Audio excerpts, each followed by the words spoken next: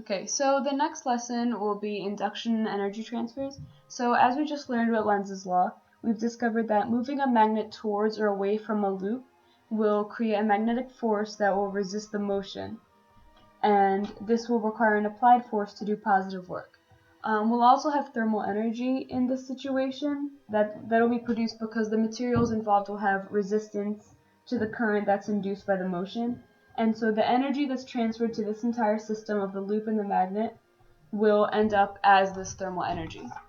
So we have a few equations for the rate of work, or the power, that will occur throughout this situation. So our first one will be the power equals the force times the velocity, where the force is the one applied to the loop because a magnetic force of equal magnitude but opposite direction will act on the loop to oppose how we're acting against the loop to fulfill Lenz's law. And there will also be a constant velocity that will occur from this as you're pulling the loop. So we will try to find an expression for the power in terms of the magnitude of the magnetic field and the characteristics of the loop. And we'll be using the resistance of the current and its dimensions.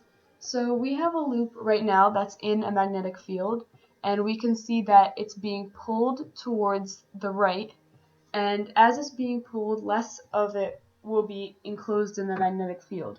So we can see that X is changing, and the area present in the magnetic field is decreasing. So we can use the equation of magnetic flux to start. So initially we had the magnetic field times the area, but now we can use the length times the x. So we can replace this with BLX. So we can then use this in our induced EMF equation, or Faraday's law.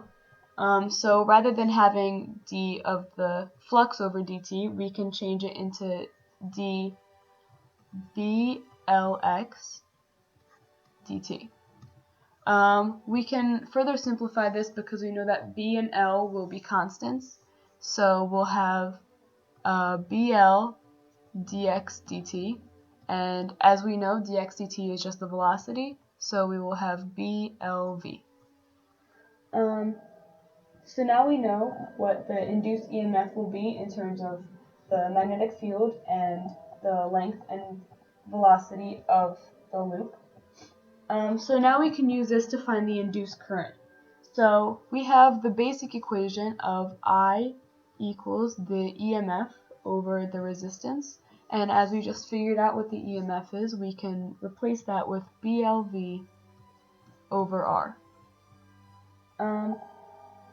So then, because these segments of the loop will carry the current through the magnetic field, there are also sideways forces acting on these segments. So we already learned this equation of the force equals LBI.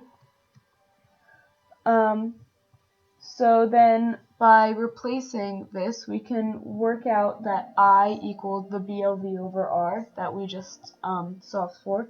So we can say that the force will be equal to B squared L squared V over R.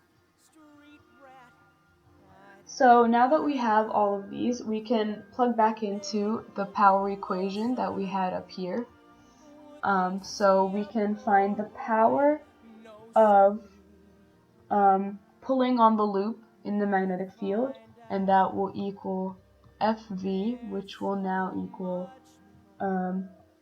B squared L squared, and now we'll have V squared because we're multiplying by V, over R.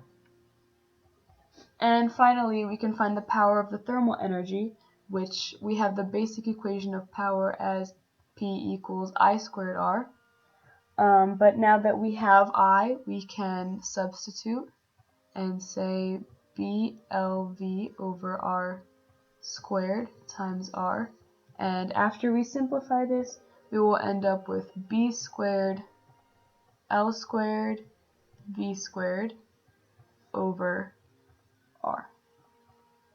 And this should be exactly equal to the rate at which we are doing work on the loop.